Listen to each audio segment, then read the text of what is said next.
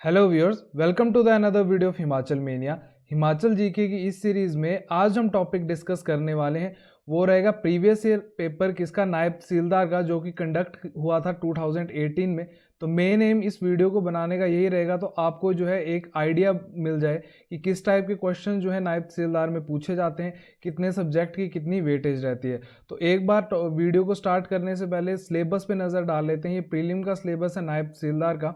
तो इस पूरे एग्ज़ाम में जो है 120 क्वेश्चंस आपके रहेंगे। और अगर हिमाचल की बात करें तो हिमाचल में हिस्ट्री, ज्योग्राफी और हिमाचल की सोशियो इकोनॉमिक डेवलपमेंट जो है वो पूछी जाएगी 30 मार्क्स में। उसके बाद अगर knowledge of current events, national and international importance, मतलब करंट अफेयर पूछे जाएंगे, जिसमें नेशनल करंट अफेयर भी होंगे और इंटरनेशनल करंट अफेयर्स भी होंगे। ये 50 मार्क्स का रहेगा। उसके बाद जो हमारे नॉर्मल सब्जेक्ट हैं जीएस के, तो मॉडर्न हिस्ट्री जो है 1857 के बाद से इंडिपेंडेंस तक पूछी जाएगी। उसके बाद Indian culture, Indian polity, Indian economy और geography of India and teaching of Mahatma Gandhi जो है मेंशन है सिलेबस में, जो कि 40 मार्क्स में पूछी जाएगी। तो टोटल जो है 120 मार्क्स का ये पूरा पेपर रहेगा। तो अब स्टार्ट करते हैं और देखते हैं किस टाइप के क्वेश्चन जो है वो पूछे जाते हैं। तो फर्स्ट क्वेश्चन जो पूछा गया था वो ये कि which king of Nurpur princely state built Taragarh fort in the territory of Chamba princely state around 1625 to 1630। तो ये बोल रहा है कि 1625 से लेके 1630 के बीच में ना कौन से किंग थे नूरपुर के जिन्होंने तारागढ़ फोर्ट बनवाया चंबा की टेरिटरी में। तो इसका आंसर है जगत सिंह। अब आपको हर चीज़ को रट्टा नहीं लगाना है। अब आप टाइमलाइन देखो क्या दी हुई है इसमें, 1625 टू 1630। मैंने आपको कांगड़ा प्रिंसली स्टेट की हिस्ट्री में बताया था कि 1620 एडी में जो था वो मुगल्स का कब्जा हो गया था कांगड़ा फोर्ट पे। उसका 1622 एडी में क्या हिस्टोरिक हुआ था, तो 1622 एडी में जहांगीर जो थे अपनी वाइफ नूर जहां के साथ उन्होंने विजिट किया नूरपुर। और जो जगत सिंह थे वो नूर जहां को अपनी बेटी के समान मानते थे, तो उन्हीं के नाम पे जो था उन्होंने धमेरी का नाम बदल के क्या रख दिया था, नूर जहां रख दिया था। तो ये किसकी टाइमलाइन चल रही है, जगत सिंह की टाइमलाइन चल रही है। तो ऐसे भी जो है आप इस क्वेश्चन को आंसर कर सकते हो। अब जगत सिंह जो ब्रदर कौन थे, सूरजमल थे, जिन्होंने मुगल्स के विरोध जो था पहले विरोध कर दिया था और ये जाके कहाँ पे छुप गए थे, चंबा रियासत में। उसके बाद इनको पकड़ के और इनको मार दिया गया था। नेक्स्ट क्वेश्चन पूछ रहा है कि वो कौन, उस योगी का नाम बताइए जिन्होंने जो चंबा प्रिंसली स्टेट के किंग थे साहिल वर्मन, उनको सुजेस्ट किया कि आप जो है ब्रह्मपुर से जो है अपनी कैपिटल शिफ्ट करके चंबा टाउन ले आइए। अब ब्रह्मपुर किसका ओल्ड नेम है, भरमौर का। तो ये योगी थे योगी चरपटनाथ, जिन्होंने साहिल वर्मन को बोला कि आप जो है भरमौर से कैपिटल चंबा शिफ्ट कर लीजिए। और साहिल वर्मन ने इन द ईयर 920 एडी जो था चंबा टाउन को जो था अपनी कैपिटल बनाया था। ये डेट भी जो है आपको ध्यान में रखनी है। और ये जो योगी चरपटनाथ थे, ये 84 योगियों के जो थे हेड थे। इन 84 योगियों के नाम पे जो है आज के टाइम पे 84 टेम्पल कहाँ पे है, भरमौर में।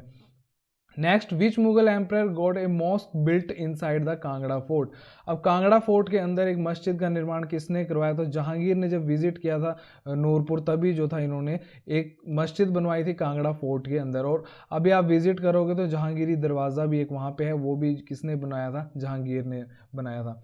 Next, which European traveller travelled from Nahan to Jammu via Nurpur around 1783 AD.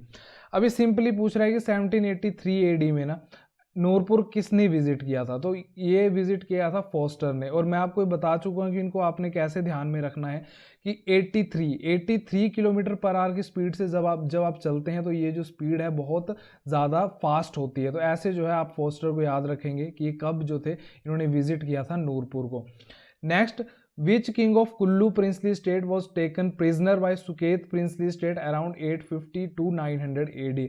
अब ये क्वेश्चन पूछ रहा है कि कांगड़ा के कौन से किंग को जो था बंदी बनाया गया था सुकेत के किंग द्वारा। सुकेत मतलब आज के टाइम पे मंडी। तो इसका आंसर है कौन, कुल्लू के किंग भूपाल।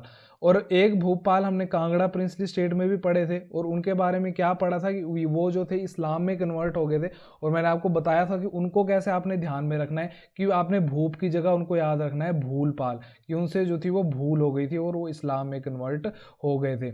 और ये किसके किंग थे, कांगड़ा प्रिंसली स्टेट में हमने इनको पढ़ा था। Next, around which century was a treaty signed between Raja Kehri Singh of Bushahr and Tibet. तो ये क्या बोल रहा है कि कौन सी सेंचुरी में जो थी एक ट्रीटी साइन हुई थी राजा कहरी सिंह ऑफ बुशहर और तिब्बत के बीच में। तो 17th सेंचुरी में एक ट्रीटी साइन हुई थी। और इस ट्रीटी में क्या हुआ था कि जो राजा कहरी सिंह है ना, इन्होंने तिब्बत को, जो आज के टाइम पे तिब्बत आप देख रहे हो ना, यहाँ तक जो था इनको सीमित कर दिया था। नेक्स्ट क्वेश्चन की मैं बात करूँ तो पूछा गया है कि वो बैटल कहाँ पे हुई थी जहाँ पे जो ब्रिटिश थे उन्होंने गोरखा को जो था बहुत बुरी तरह से जो था वो हरा दिया था।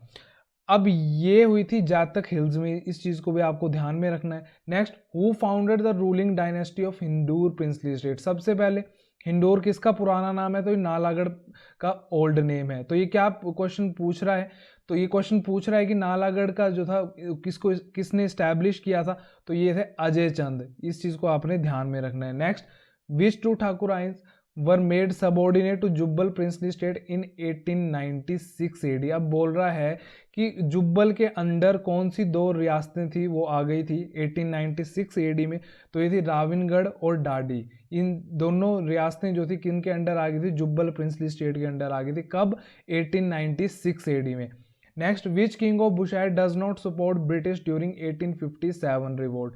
अब ये थे शमशेर सिंह। नेक्स्ट क्वेश्चन है, who was sentenced to death in Lahore conspiracy case which was later on reduce to life imprisonment. तो ये थे हृदय राम। अब हृदय राम कौन थे, ये हिमाचल में गदर पार्टी के सदस्य थे और इनको जो था वो उम्र कैद की सजा सुनाई गई थी लाहौर कॉन्स्पिरेसी में, जो बाद में जो थी कम कर दी गई थी लाइफ इम्प्रीजनमेंट में। नेक्स्ट, When did नरेंद्र मंडल, जिसको चैम्बर ऑफ प्रिंसेस भी बोलते हैं, केम इनटू एग्जिस्टेंस। तो ये 1921 में एग्जिस्टेंस में आया था, क्या, नरेंद्र मंडल। अब इस डेट को आप कैसे ध्यान में रखोगे, अब जब जो महात्मा गांधी थे उन्होंने जो था हिमाचल मतलब शिमला विजिट किया था 1921 AD में, तो आप ऐसे रिलेट करके ध्यान में रख सकते हो इस डेट को कि 1921 AD में महात्मा गांधी ने पहली बार विजिट किया था शिमला, और उसी टाइम जो था उसी साल क्या बना था, नरेंद्र मंडल भी बना था। Next, according to 2011 population which district has lowest number of SC population. तो लाहौल स्पीति में जो है सबसे कम SC पॉपुलेशन है। अब ऐसा क्यों है, वैसे तो मैं आपको पूरा डेमोग्राफी ये जो सेंसस है पढ़ा चुका हूं। तो लाहौल स्पीति जो है हमारा ट्राइबल एरिया है, तो यहाँ पे मेजोरिटी ऑफ पॉपुलेशन जो है वो ST है, इसीलिए यहाँ पे सबसे कम जो है SC पॉपुलेशन निवास करती है। Next, among Kangla, Parangla, Kunzum and Drati which mountain pass is located at the highest altitude. ये पूछ रहा है इन पासेस में से ना सबसे हाइट पे हमारा कौन सा पास है, तो यह है प्रांगला। प्रांगला जो ना one of the highest passes है, कहाँ पे, हमारे हिमाचल में। और प्रांगला है किस किस के बीच में, तो प्रांगला है स्पीति और लद्दाख के बीच में, आपको ये भी ध्यान में रखना है। और सबसे ऊंचा पास है और इसकी हाइट कितनी है, अप्रोक्सीमेटली 5600 मीटर जो है इसकी हाइट है।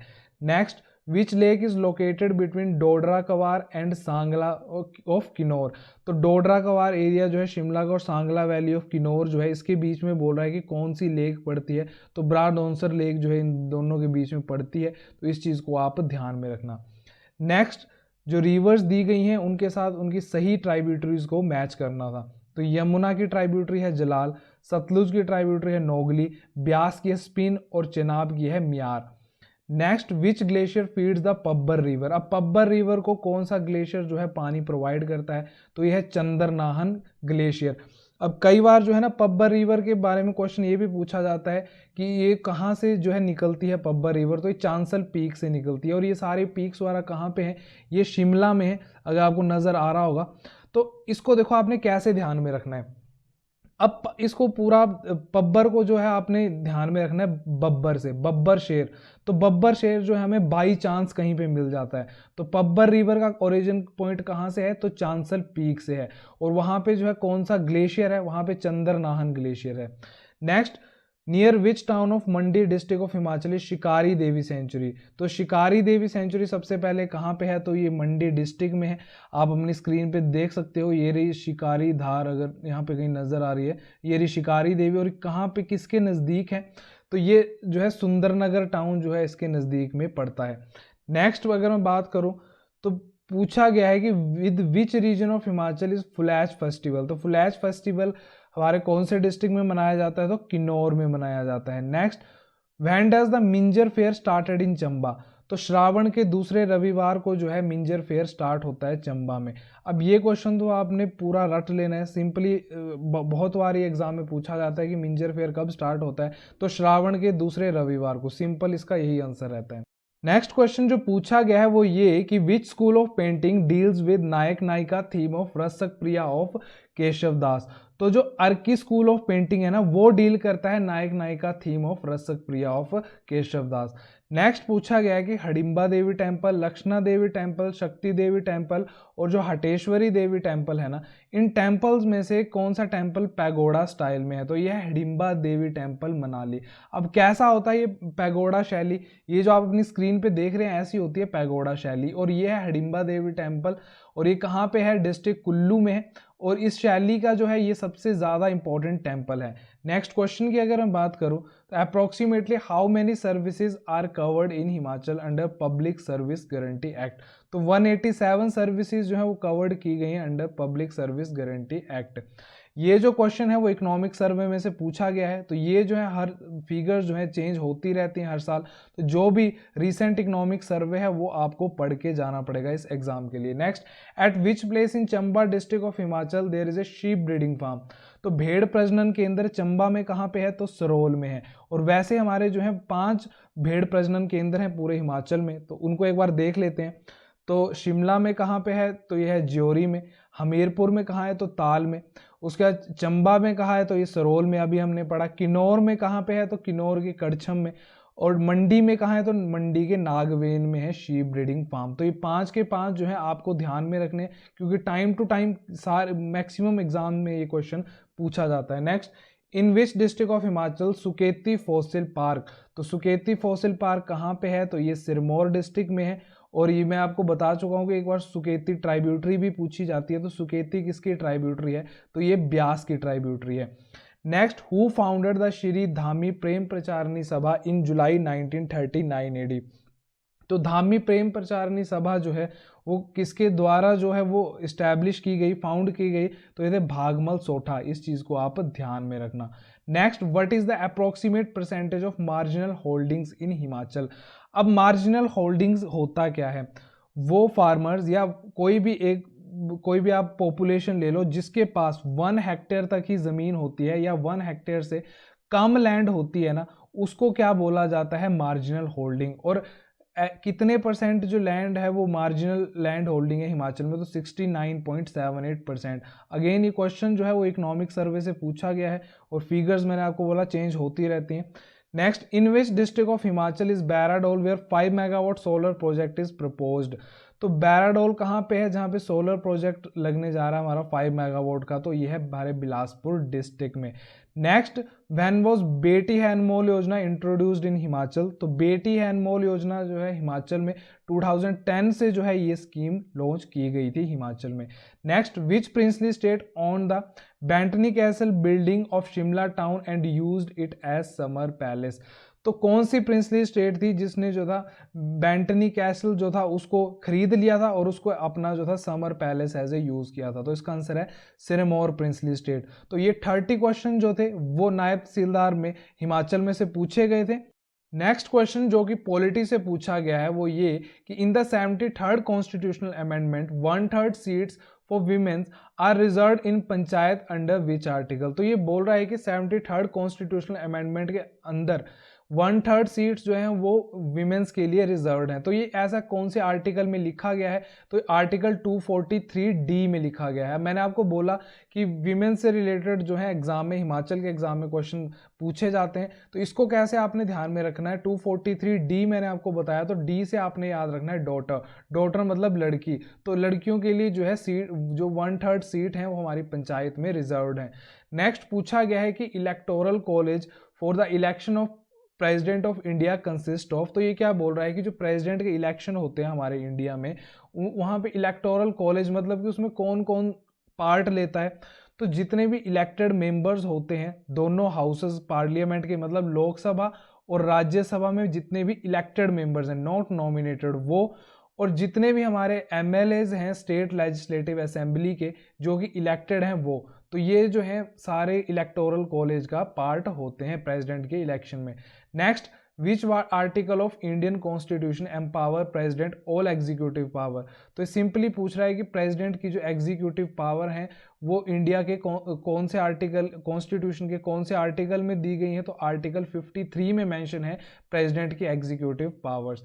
Next, who give the final verdict on money bill, तो मनी बिल पे जो था फाइनल वर्डिक्ट किसका रहता है, तो स्पीकर ऑफ लोकसभा। तो ये क्या बोल रहा है कि कौन डिसाइड करता है कि पर्टिकुलर जो एक बिल है वो मनी बिल है या फिर ऑर्डिनरी बिल है, तो स्पीकर ऑफ लोकसभा की अथॉरिटी रहती है कि वो बताए कि ये जो पर्टिकुलर बिल है इसको ऑर्डिनरी ट्रीट किया जाएगा या फिर मनी बिल ट्रीट किया जाएगा। और जब जॉइंट सीटिंग होती है, मतलब लोकसभा और राज्यसभा जब साथ में बैठते हैं, तब भी जो है कौन प्रिसाइड करता है उस मीटिंग को, तो वो स्पीकर ऑफ लोकसभा ही जो है प्रिसाइड करता है। नेक्स्ट क्वेश्चन की मैं बात करूं तो पूछ रहा है कि within which time period an ordinance promulgated by the president will let down before both the houses of parliament after their reassemble, तो इसका आंसर है 6 वीक्स। अब देखो ये क्वेश्चन पूछ क्या रहा है, अब हमारी जो पार्लियामेंट है, हमारी जो लोकसभा है ना, वो कैसे वर्क करती है, वो साल में 3 बार मिलती है। और वो 3 सेशन कौन कौन से होते हैं, एक होता है हमारा मॉनसून सेशन, एक होता है बजट सेशन और एक होता है हमारा विंटर सेशन। तो ये 3 सेशन के टाइम पे ही जो है हमारी जो लोकसभा है, हमारी पार्लियामेंट चलती है। अब इन 3 सेशंस के बीच में कुछ गैप भी होता है, कुछ मंथ्स का गैप भी होता है। अब इस टाइम पे अगर कोई भी इमरजेंसी आ जाए हमारे देश के सामने, तो प्रेसिडेंट के पास पावर होती है कि वो कोई भी जो है ऑर्डिनेंस उस सिचुएशन को कंट्रोल करने के लिए पास कर सकते हैं। अब ये क्वेश्चन पूछ रहा है कि उस ऑर्डिनेंस को जो है कितने टाइम में जो है रखना पड़ता है लोकसभा के सामने, जब दोबारा से जो है लोकसभा बैठती है। तो विद इन 6 वीक जो है उस ऑर्डिनेंस को जो है लोकसभा के सामने रखना पड़ता है। उसके बाद लोकसभा जो है खुद डिसाइड कर लेती है कि उसको जो है जो ऑर्डिनेंस है उसको लॉ बनाना है, उसको कंटिन्यू करना है या फिर बस उसका जो है काम हो चुका है। Next, how many writs can supreme court of India issue under article 32, तो ये पूछ रहा है कि हमारा जो सर्वोच्च न्यायालय है वो आर्टिकल 32 के अंडर जो है वो कितनी रिट्स इशू कर सकता है, तो ये है 5। और ये कौन कौन सी रिट्स हैं इनके बारे में थोड़ा सा देख लेते हैं, वो एग्जाम में क्वेश्चन पूछा जाता है। तो फर्स्ट है हाबियास कॉर्पस, सेकंड है मैंडमस, थर्ड है सर्टियोरारी, फोर्थ है प्रोहिबिटो इसको बोलते हैं, प्रोहिबिशन इसमें लिखा हुआ है, और fifth one is quo warranto. अब हाबियास कॉर्पस क्या होता है, to have the body of, मतलब कि किसी भी पब्लिक सर्वेंट, आप पुलिस मान लीजिए, अगर उन्होंने किसी भी इंसान को पकड़ा है ना, तो उनको जो है विद इन 24 आवर्स उस पर्टिकुलर पर्सन को जो है वो मैजिस्ट्रेट के सामने पेश करना ही पड़ेगा। सेकंड है मैंडमस, इसको आप ध्यान में रखना, MAD, मैड से। मैड से कैसे, अब ये क्या होती है कि ये किसके खिलाफ जो है इशू हो सकती है, अगर कोर्ट जो है ये कोई भी पब्लिक सर्वेंट, चाहे वो क्लर्क हो चाहे किसी भी स्टेट का DG हो, तो ये उस पब्लिक सर्वेंट के खिलाफ जो है एक रिट इशू कर सकते हैं कि आप जो है अपना काम ढंग से करिए। तो आप इसको कैसे ध्यान में रखोगे कि कोई भी मैड नहीं होता ऑफिसर, कोई भी पब्लिक सर्वेंट कि वो अपना काम ढंग से ना करे। अगर वो ढंग से काम नहीं करेगा तो उसको जो है कोर्ट की तरफ से रिट इशू हो जाएगी कि आप अपना काम जो है वो ढंग से करिए। थर्ड है सर्टियोरारी। अब इसमें क्या होता है कि कोई भी हायर कोर्ट जो होती है वो लोअर कोर्ट को अपने अंडर जो उसके कोर्ट होता है, जैसे कि सुप्रीम कोर्ट के लिए जो लोअर कोर्ट है वो हो जाएगी किसी भी डिस्ट्रिक्ट की हाई कोर्ट। अब हाई कोर्ट जो है वो उसके लिए लोअर कोर्ट हो जाएगी कोई भी डिस्ट्रिक्ट कोर्ट, और डिस्ट्रिक्ट कोर्ट के लिए कोई भी लोअर कोर्ट हो जाएगी सेशन कोर्ट। तो जो भी हायर कोर्ट है वो अपने से लोअर कोर्ट को जो है ऑर्डर दे सकती है कि आपके पास जो केस है ना, या तो इसको सॉल्व कीजिए या तो फिर इसको ट्रांसफर कर दीजिए किसी हायर कोर्ट में। नेक्स्ट है प्रोहिबिशन।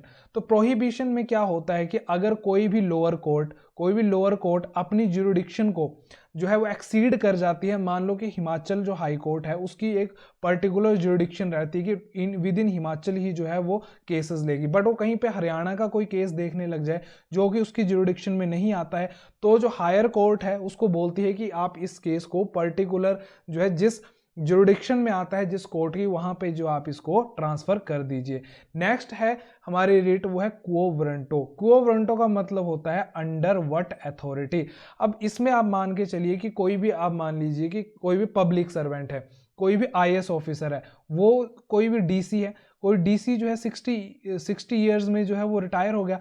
अब 60 अपनी रिटायरमेंट के भी जो बाद है वो अपने ऑफिस में आके बैठ रहा है और अपनी सीट को जो है वो नहीं छोड़ रहा है, तो जो भाई उसको कोर्ट बोलेगी कि आप किस अथॉरिटी के अंडर जो हो आप अपनी सीट पे बैठे हो, क्योंकि आपकी जो अथॉरिटी थी वो 60 ईयर्स तक की थी। तो ये होती है quo warranto under what authority. तो ये होगी हमारी 5 रिट्स। नेक्स्ट है which article of Indian constitution provide the right to form a political party.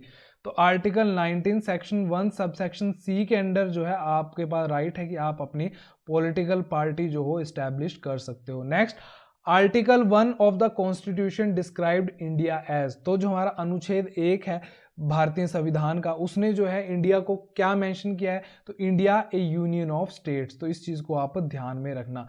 Total strength of Lok Sabha, तो लोकसभा की टोटल स्ट्रेंथ कितनी है, तो टोटल स्ट्रेंथ जो मेंशन है हमारे कॉन्स्टिट्यूशन में वो तो 550 है, बट अभी कितनी है, अभी है 543। तो 543 एमपीज जो है हमारी किसमें, लोकसभा में बैठते हैं।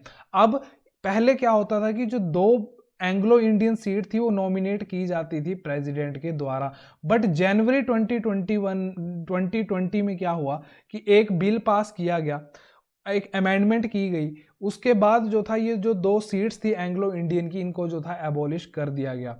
तो ये आप नोट में देख सकते हैं, between 1952 and 2020 2 seats were reserved in Lok Sabha, the lower house of parliament of India, for members of Anglo Indian community.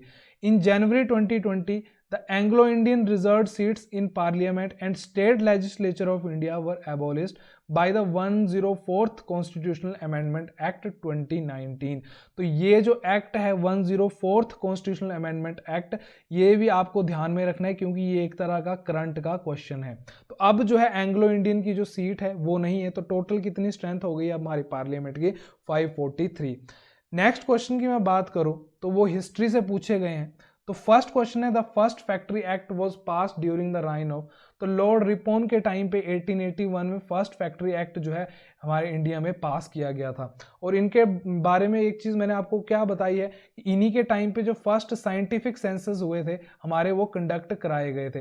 First census जो थे वो 1871 में हुए थे, लॉर्ड मायो उस टाइम वाइस रॉय थे, और फर्स्ट साइंटिफिक सेंसस जो थे वो 1881 में ही कंडक्ट करवाए गए थे, और उस टाइम वाइस रॉय कौन थे, लॉर्ड रिपन। और फर्स्ट फैक्ट्री एक्ट भी जो था इन्हीं के टाइम पे जो था वो पास हुआ था। Next, who does not represent the nationalist critique of the colonial economy. तो आर भंडारकर ने जो था वो रिप्रेजेंट नहीं किया था national critique of colonial economy. Next, who presided over the Congress session in 1905 which supported the swadeshi and boycott movement for Bengal. तो गोपाल कृष्ण गोखले। अब ये जो 1905 वाला सेशन है ना, ये बहुत ज़्यादा इंपॉर्टेंट सेशन है। क्यों? क्योंकि यहाँ पे जो था स्वदेशी और बॉयकॉट मूवमेंट को जो था वो अडॉप्ट किया गया था। अब 1905 का सेशन भी इंपॉर्टेंट है, 1906 का सेशन भी इंपॉर्टेंट है, और 1907, ये तीनों जो सेशन है आईएनसी के ना, ये इंपॉर्टेंट है। अब ये जो सेशन था ये हुआ था बनारस में, और ये किसने प्रिसाइड किया था, गोपाल कृष्ण गोखले ने। अब 1905 के बाद 1906 का जो सेशन था ये हुआ था कैलकाटा में, और ये कैलकाटा का जो सेशन था ये प्रिसाइड किया था दादा भाई नारोजी ने। उसके बाद 1907 का जो सेशन है ये हुआ था सूरत में। सूरत स्प्लिट आपने एक टर्म सुनी होगी, तो वो 1907 में ही हुई थी, जहाँ पे जो हमारे मॉडरेट थे और जो एक्सट्रीमिस्ट थे वो अलग अलग हो गए थे, अपनी राहें उन्होंने अलग अलग कर ली थी। और 1907 का जो सेशन है ये प्रिसाइड किया गया था रास बिहारी घोष द्वारा। रास बिहारी घोष एक तो बोस थे, वो कौन थे, वो रेवोल्यूशनरी थे। ये जो रास बिहारी घोष थे ये कौन थे, ये मॉडरेट थे। तो इन तीनों सेशंस को जो है आपको ध्यान में रखना है, कहाँ कहाँ हुए ये भी मैंने आपको बता दिया। अब आप इनको कैसे ध्यान में रख सकते हो, लोकेशन के हिसाब से आप इनको ध्यान में रख सकते हो। अगर आप यहाँ पे लो कि बनारस है, बनारस कहाँ पे, यूपी में। उसके बाद दूसरा कहाँ पे, कैलकाटा में। कैलकाटा कहाँ पे, वेस्ट बंगाल में। उसके बाद तीसरा कहाँ पे, 1907 वाला, तो वो कहाँ पे हुआ, सूरत में। ऐसा कुछ जो है आप अपने दिमाग में ये इमेज सी बना लेना और तीनों सेशन को आप ध्यान में रखना। Next, what name was given to the headquarter of Ghadar paper in USA. जो गदर पेपर का हेडक्वार्टर था यूएसए में, उसको किस नाम से, क्या नाम दिया गया था, तो Yugantar Ashram. Next, when was the first walkout organised in the legislative council during the colonial period. तो कॉलोनियल पीरियड के टाइम पे पहला वॉकआउट जो था वो कब जो था वो ऑर्गेनाइज किया गया, तो 1901 एडी में। Next, Curzon Wyllie was killed in London by. तो कर्जन वेली जो थे उनको जो था लंदन में किसने मारा था, तो मदन लाल ढींगरा ने। Next, who was not the member of interim government in 1946 AD. तो जो हमारी इंटरिम गवर्नमेंट बनी थी 1946 एडी में, उसके कौन मेंबर नहीं थे? तो बी आर अम्बेडकर जो थे इंटरिम गवर्नमेंट के मेंबर नहीं थे। नेक्स्ट, द रहनुमाई मदस्या सभा represent the spirit of reform among. तो ये जो था रहनुमाई सभा जो थी, ये कौन थी, किसके लिए रिफॉर्म कर रही थी? तो पारसीज के लिए। नेक्स्ट, न्यूज़पेपर दिए गए थे, वो किसके द्वारा चलाए जाते थे? उनके एडिटर के नाम के साथ मैच करने थे। तो देवेंद्रनाथ टैगोर का न्यूज़पेपर था इंडियन मिरर, बाल गंगाधर तिलक का था केसरी, शिशिर कुमार घोष का था अमृता बाजार पत्रिका, और गोपाल कृष्ण गोखले का था सुधारक। गोपाल कृष्ण गोखले, इनकी सर्वेंट ऑफ इंडियन सोसाइटी से भी इनको आप ध्यान में रखना। उसके बाद बाल गंगाधर तिलक का जो ये केसरी न्यूज़पेपर है, केसरी जो था मराठा में था, ये भी चीज़ आप ध्यान में रखना, क्वेश्चन पूछा जाता है। जो केसरी न्यूज़पेपर था ये कौन सी लैंग्वेज में था? तो ये मराठा में था। नेक्स्ट है, from which art Abanindranath Tagore did not seek inspiration. जो अभिनिंद्रनाथ टैगोर थे, उन्होंने कौन सी आर्ट से इंस्पिरेशन नहीं ली थी? तो न्यूजीलैंड आर्ट इसका आंसर है। नेक्स्ट क्वेश्चन की मैं बात करूं तो पूछा गया है, who founded the several Vedanta societies in the west. तो वेदांता सोसाइटीज जो थी, किसने जो थी वो फाउंड की थी वेस्ट में? तो ये इनका नाम था Vivekananda. Next, the Deoband programme of the study was reduced to. जो दियोबंद प्रोग्राम है ये मुस्लिम रिफॉर्म मूवमेंट का एक पार्ट था, तो इसकी जो स्टडी थी वो कितने सालों तक घटा दी गई थी? तो 6 सालों तक। Next, the first DG of archaeological survey of India. The first DG of archaeological survey of India थे अलेक्जेंडर कनिंघम। तो बहुत जर्नल एक क्वेश्चन है जो एग्जाम में पूछा जाता है। और एएसआई कब स्टैब्लिश हुई थी? तो 1861 में, ये भी आपको ध्यान में रखना है। नेक्स्ट, विच ऑर्गेनाइजेशन ओपन ए को एजुकेशन मतलब जो लड़के लड़कियों दोनों के लिए होता है, तो co education school in Moga Punjab in 1889 for improving the position of women's.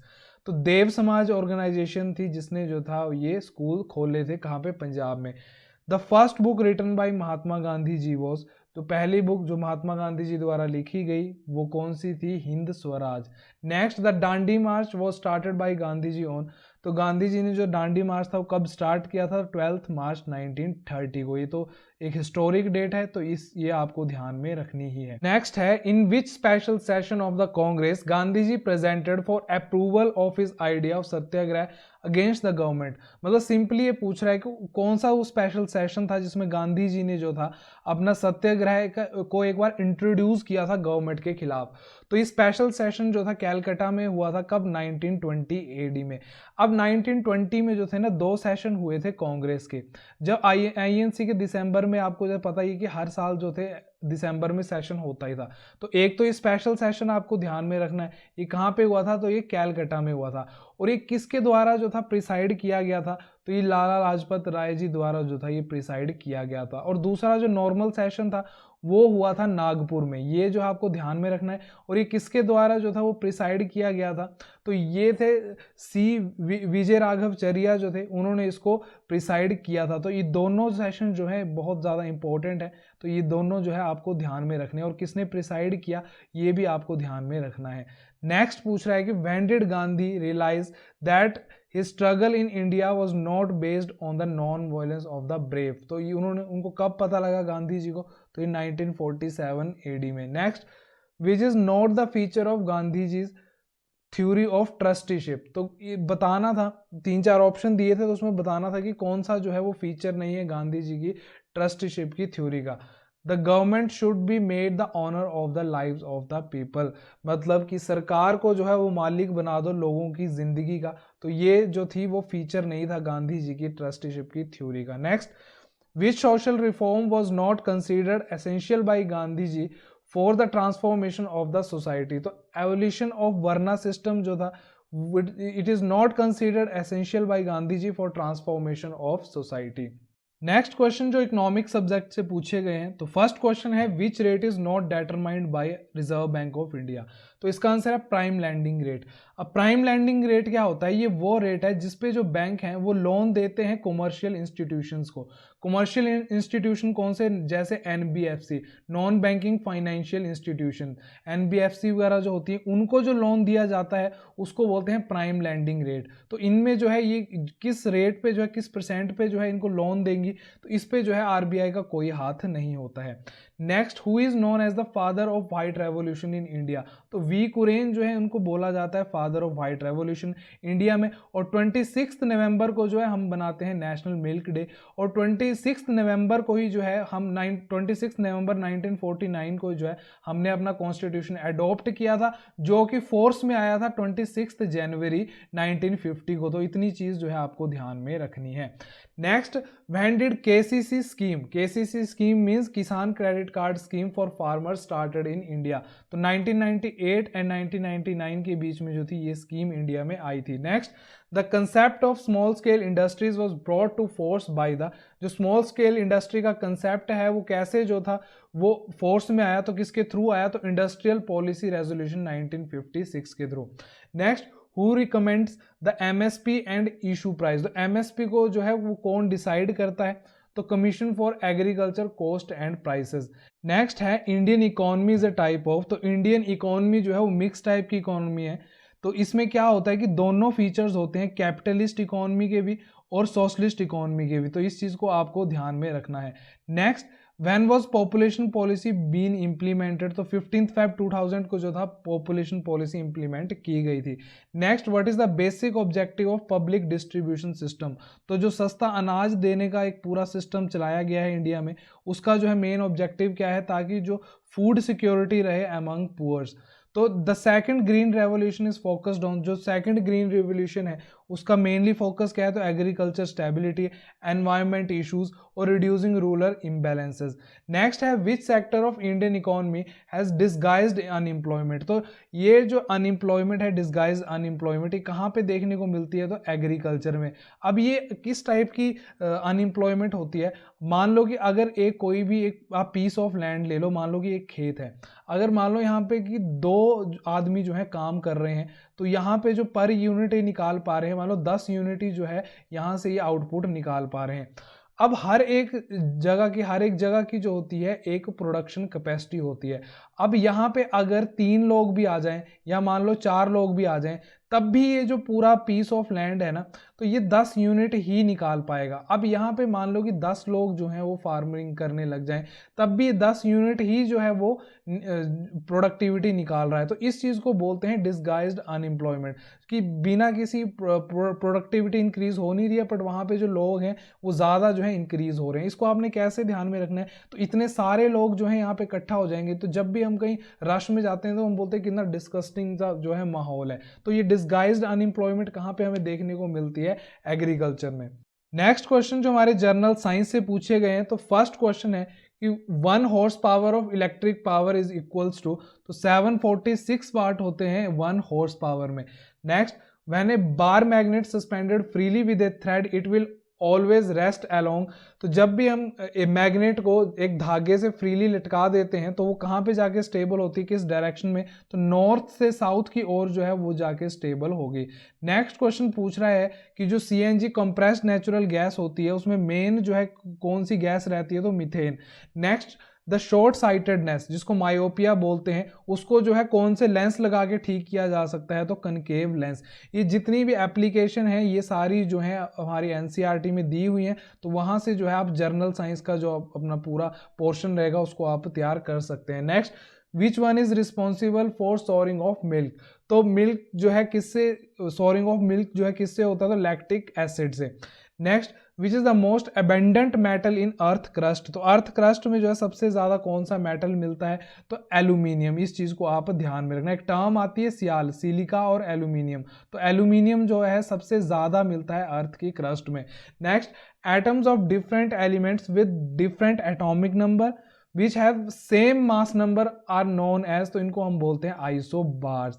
Next, which pollutant is the major cause of respiratory diseases? तो suspended fine particles. Next, who discovered nucleus in the cell? तो cell जो था nucleus में किसने जो था वो discover किया था? तो इनका नाम है Robert Brown. Next, bats search their prey and fly in dark night by emitting and detecting reflection of तो अल्ट्रासोनिक वेव्स। तो बैट्स क्या करती हैं? बिल्कुल हमारे जैसे रडार काम करते हैं वैसे ही ये काम करती हैं। तो अल्ट्रासोनिक वेव्स ये छोड़ती हैं, तो कोई भी आगे ऑब्जेक्ट होता है तो उससे टकरा के जो है ये वेव जो है वापस आती है, जिसको एनालाइज करके जो है बैट जो है पूरी अपनी फंक्शनिंग करती है। नेक्स्ट क्वेश्चन जो हमारा ज्योग्राफी पार्ट से पूछे गए हैं, तो फर्स्ट क्वेश्चन है त्रिशूल पीक जो है कौन से स्टेट में है, तो उत्तराखंड में है त्रिशूल पीक। नेक्स्ट बोल रहा है कि एमंग मानस, नोकरेक, पंचमरी या रणथंबोर विच one is not a biosphere reserve. तो इनमें से जो रणथंबोर नेशनल पार्क है जो कि कहाँ पे है, राजस्थान में, ये जो है नेशनल पार्क नहीं है। नेक्स्ट है Ramsar convention was held in, जो रामसर कन्वेंशन है कहाँ पे हुई थी, तो ये ईरान में हुई थी। और ये किसके साथ एसोसिएटेड है, तो ये वेटलैंड के कंजर्वेशन के लिए की गई थी। कब की गई थी, तो 1971 में की गई थी। कौन सी डेट को की गई थी, तो 2 फेब को की गई थी। और 2 फेब को जो हम क्या सेलिब्रेट करते हैं, तो वेटलैंड डे जो है हम मनाते हैं हर वर्ष 2 फेब को। और इसकी जो थीम है, जो रिसेंट थीम रहेगी, वो आप जो है लर्न करके जाना। Next, karewa soil is found in the state of, the karewa soil जो है ये कहाँ पे मिलती है, जम्मू एंड कश्मीर में। मेनली जो सैफरन वगैरह होती है वो इस सॉइल के में उगाए जाते हैं। Next, among arjun, gurjan, palash and sal which one is not a deciduous tree. तो गुर्जन जो है वो डेसिडियस ट्री नहीं है। अब डेसिडियस ट्री कौन होते हैं, जो अपनी पत्तियां गिरा देते हैं जब जो है विंटर्स में मेनली, तो वो होते हैं डेसिडियस ट्री। पर गुर्जन जो है वो डेसिडियस ट्री नहीं है, मतलब ये जो है अपनी पत्तियां नहीं गिराता है। और ये जो ट्री है मेनली प्लाईबोर्ड वगैरह जो हमारे बनते हैं उसके लिए जो है वो यूज किया जाता है। Next, among Dibang, Lohit, Manas and Subansiri which river flows from east to west, मतलब कि ईस्ट से लेके वेस्ट की ओर जो है कौन सी रिवर जो है वो फ्लो करती है, तो उसका आंसर है Lohit. Next, which channel separates the Andaman from Nicobar island. तो अंडमान को निकोबार आइलैंड से कौन सा चैनल अलग करता है, तो 10 डिग्री चैनल। अगर मैं आपको मैप की हेल्प से दिखाऊं, तो ये जो हमारा 10 डिग्री चैनल आप देख रहे हो अपनी स्क्रीन पे, और ये है अंडमान आइलैंड और नीचे वाले हैं निकोबार आइलैंड। अच्छा, अब इसको ध्यान में कैसे रखना है, क्योंकि बड़ी बार क्वेश्चन पूछा जाता है। अब अंडमान का ना आपने मैन याद रखना है, और निकोबार का आपने सिर्फ बार याद रखना है। तो मैन जो है वो बार से कब निकलता है, रात को 10 बजे निकलता है। तो अंडमान और निकोबार के बीच में जो है वो कौन कौन सेपरेट करता है, कौन सा चैनल है, तो 10 डिग्री चैनल। नेक्स्ट जो था डैम्स था, और उनकी एसोसिएटेड रिवर के साथ जो था वो मैच करना था। तो दुलहस्ती जो प्रोजेक्ट है वो चेनाब रिवर पे बना है। गोविंद बल्लभ पंत सागर डैम जो है रिहंड रिवर पे बना है। नेक्स्ट जो है पंचेत डैम जो है दामोदर रिवर पे बना है। और जो टिहरी डैम है ये भागीरथी रिवर पे बना है। नेक्स्ट, जो एशियन डिजास्टर प्रिपेयर्डनेस सेंटर है ये कहाँ पे लोकेटेड है, तो बैंकॉक में। बैंकॉक इसकी कैपिटल है, तो थाईलैंड की। द्वारा अगर मैं रिपीट करूं क्वेश्चन को, तो एशियन डिजास्टर प्रिपेयर्डनेस सेंटर जो है कहाँ पे है, बैंकॉक में। Next, how much of India coast line is vulnerable to disaster. जो हमारी ये अपनी स्क्रीन पे आप देख रहे हैं ना, पूरी कोस्ट लाइन गुजरात से लेके नीचे पूरी तमिलनाडु से होती हुई जो वेस्ट बंगाल तक है, इसमें से कितनी जो है प्रोन टू है डिजास्टर के लिए, तो 5700 किलोमीटर। और एक क्वेश्चन और पूछा जाता है कि हमारी जो ये टोटल लेंथ है ना कोस्ट लाइन की, ये है कितनी एक्चुअली में, तो ये है 7500 किलोमीटर। और एग्जैक्ट अगर मैं बात करूं तो ये है 7516.6 किलोमीटर। अगर एग्जैक्टली अगर आपसे एग्जाम में पूछी जाए, तो 7500 में से कितनी जो है वो वल्नरेबल है डिजास्टर के लिए, तो ये है 5700 किलोमीटर। अब इस पूरी वीडियो में हमने जो है 90 क्वेश्चन डिस्कस किए। अब हम देखते हैं सब्जेक्ट वाइज जो है कितनी वेटेज रही क्वेश्चंस की। तो journal science, Indian geography, economy और पॉलिटी में से जो था 10 क्वेश्चन जो थे एग्जाम में पूछे गए थे। उसका हिमाचल में से 30 question, history and teaching of Gandhi ji में से 20 क्वेश्चन, और करंट अफेयर्स के जो थे इस एग्जाम में 30 क्वेश्चन पूछे गए थे। अब आप बोलोगे कि सिलेबस में जो करंट अफेयर की वेटेज थी तो वो तो 50 थी। तो ये जो ऊपर हमारे सब्जेक्ट है मेनली इंडियन ज्योग्राफी होगी और इकोनॉमी होगी ना, तो इनमें से जो क्वेश्चन पूछे जाते हैं जैसे त्रिशूल पीक, तो ये कहीं ना कहीं न्यूज में रही होगी, इसीलिए जो है ये एग्जाम में पूछी गई। तो हम बता नहीं सकते कि कौन से करंट अफेयर के क्वेश्चन है, कौन से जो है सब्जेक्ट वाइज क्वेश्चंस पूछे गए हैं। अगर मैं बात करूं करंट अफेयर्स की ना, तो आपको मेनली किस किस पे फोकस करना है, मेनली आपको फोकस करना है जो अपॉइंटमेंट्स होती हैं, उसके बाद जो इंपॉर्टेंट डेज होते हैं, उसके बाद इंपॉर्टेंट समिट जैसे ब्रिक्स समिट कहाँ पे हुई, G7 समिट कहाँ पे हुई, G20 समिट कहाँ पे हुई। उसके बाद जो अवार्ड्स रहते हैं, अवार्ड मतलब कि दादा साहेब फाल्के अवार्ड्स, जो नोबेल प्राइज होते हैं वो वाले, और उसके बाद जो विमेन से रिलेटेड क्वेश्चंस होते हैं ना वो करंट में। तो ये मेनली आपको जो है इन टॉपिक्स पे जो है फोकस रखना है करंट अफेयर पे। तो मेनली इस वीडियो को बनाने का मकसद यही था कि आप जो हो आपको आइडिया हो जाए कि कैसे जो है नायब तहसीलदार में क्वेश्चंस पूछे जाते हैं। तो होप करता हूँ आपको वीडियो जो है हेल्पफुल लगी हो, आप इस वीडियो को अच्छी तरह से रिवाइज कीजिए। तो मिलते हैं आपसे नई वीडियो में एक नए टॉपिक के साथ, तब तक के लिए take care and bye bye.